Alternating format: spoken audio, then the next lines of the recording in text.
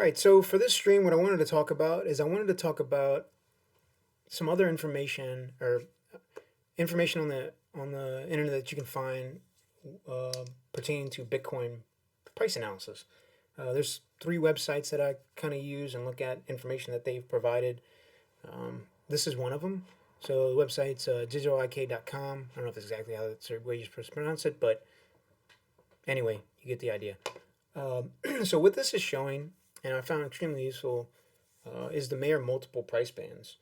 And this was, so charts right here, Trace Mayer has been in the space for a long time. This is inspired by a tweet from this individual to produce this chart.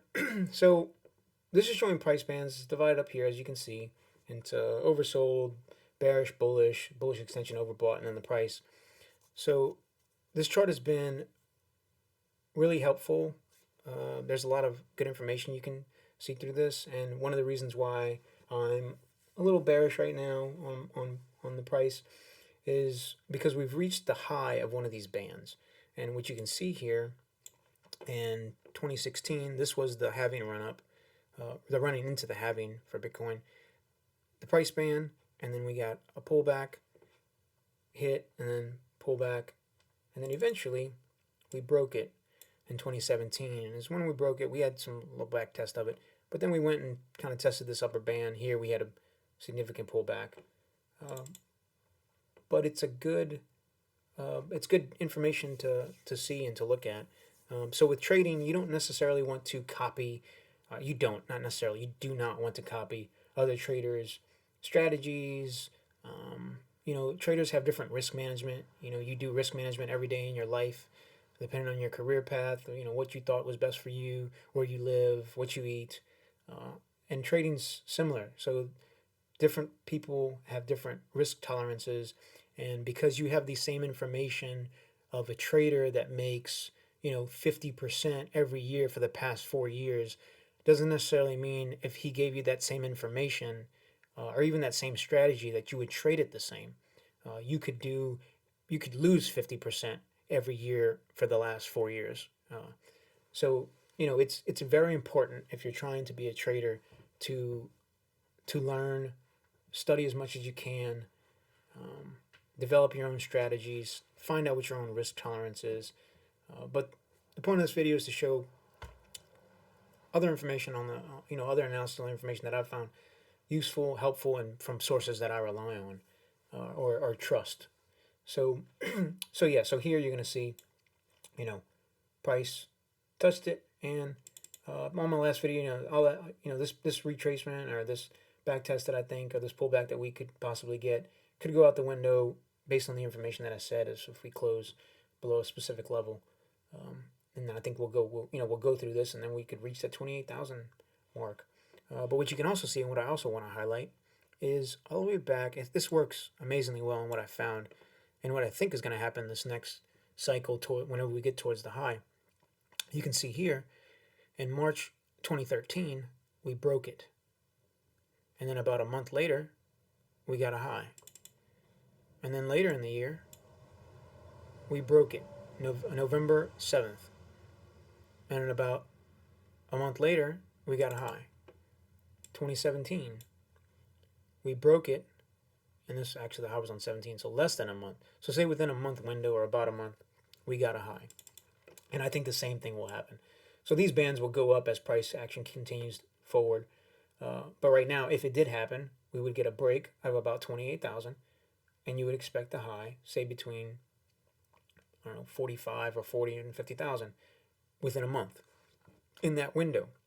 So I think whenever we actually start to reach the high of this cycle, this will be a very good chart to see, to start planning when you're going to exit, how much you're going to exit, how much you're going to hodl, what your strategy could be.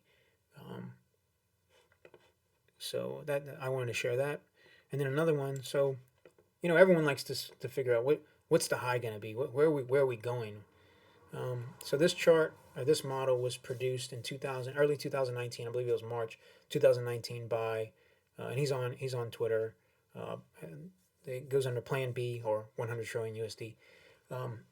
And I'll share all these individuals in the video link. So if you're on Twitter, you can go follow them. They produce a lot of good charts uh, consistently. They post a lot. So this is showing potential high of 100,000, and you can see it's a model. It varies up and down the model. Um, Here it went way above it here, but the idea is, so this is the Bitcoin stock to flow based on the halvings and the fixed supply, and this is telling you where price could be. Right now, we're pretty much where we should be. We're a little bit lower, but we're pretty much where we should be. Um, so that's showing about 100,000. There's another one, cross asset, which let's see if it's going to load. Yeah, so this compares Bitcoin to other assets. This is gold, silver, diamonds. I think real estate's in there. You can search Plan B stock to flow model, and there's a Medium article and all this and how this is calculated and done. If you want to dive in there, but this is showing even higher. This is showing almost a quarter, 250,000, quarter million for the. It's a little bit lower than what a model could be, but so the thing about models is models work until they don't, and this is good information until it doesn't work anymore. Will it break eventually? I think it will. I mean, if you look at this, let's go back to the regular stock to flow. It's showing a price valuation per Bitcoin by 2025 after the next halving to be almost $1 million. Will that hold? I don't know. Until it doesn't hold, it's a valid model, and it's held. So it's been gone. It's good. Here's another one. So golden ratio multiplier. This kind of shows the highs for the cycles right here. Pink. This one was like around this olive color. So this is also an attempt to show potential support based on historical data. This is showing so we pretty much like the mirror multiple, 19,000, and then with a lower support of around 16 if we get that pullback. Cycle repeat. So this is kind of just fun to look at. This is overlaying past price action with future price action or potential future price action. This is showing a all-time high of around in October of around 300, almost $400,000. Will that match? Will that happen? Again, this is maybe good enough to tell you where price could potentially go in the next day or week. This also shows the 200 MA, which is what the mirror multiples based off of. This is also showing the 1458, which is historically been a good area for support in the bear markets whenever you have like minor capitulation or the price takes the big fall before we could kind of recover. So this one picked it here in December, and then this one picked it as well in March. No, this is cycle repeat. But so this was the actual 1458 daily. So it actually showed it picked up. Like it would have given you, it wouldn't have got you perfect, but I mean it would have told you to buy at right around 53, and at the end of the day the price closed at 5,000, and it moseyed around, and then it came in here. Here it wouldn't have got you quite at it, but if you would have set 10% above the bottom, you would have got in, and that would have been amazing. Buy the dip, perfect. So this is also something fun to look at. What else is on here? We have, so that's about it. We can look at the dashboard. The dashboard is also real good on this. It shows stock to flow ratio of over the last 10 days, the 463. I believe Plan B's stock to flow model does 365. This one does 463. I think this model was a little bit better, but nonetheless, they're pretty close. Shows blocks produced per day, SegWit usage. So this is a lot of fear greed index. This is a lot of good information. A nice dashboard too. Another site. So Willy Woo's site is he does a little bit more fundamental analysis. This has NVT, delta, CVDD, VWAP, realized price. Realized price is pretty much the kind of like the average of where the majority of the market bought their coins. This also shows a top, and you can see here historically it's done very well. Top. So right now, if the top happened, 87,000. This will trend up as price goes up. This could be over 100,000 over the next couple of months. But that's That's what that's showing. It's super simple. I think it's like a moving average times something. See top. Yeah. So average cap multiplied by 35, and that's been very good at picking the top. Will that hold? We'll see. It's been good the last 3 times, pretty much the last decade, even all the way back here. So yeah, so that's another site. He's got a lot more other stuff you can look at. And then the last one is look into Bitcoin. He's got a lot of the similar charts as that other the first website that I showed. There's a golden ratio multiplier too. Yeah, so it's showing resistance and then potentially come back to around 16,000. What else is on here? Let's go back one. It also has a stock to flow model. There's a pi cycle top. You can read all about that. What else do we have? Yeah, so 2 year. This has actually been pretty good. So this is the 730, and it shows 730 on the daily.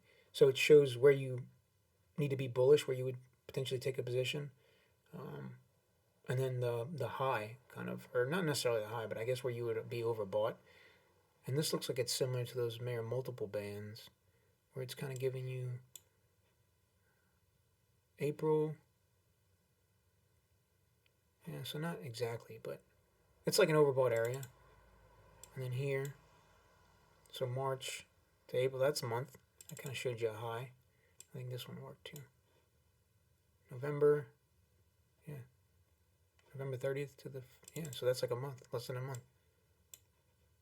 What was this one? April 30th. Yeah, that's more than that.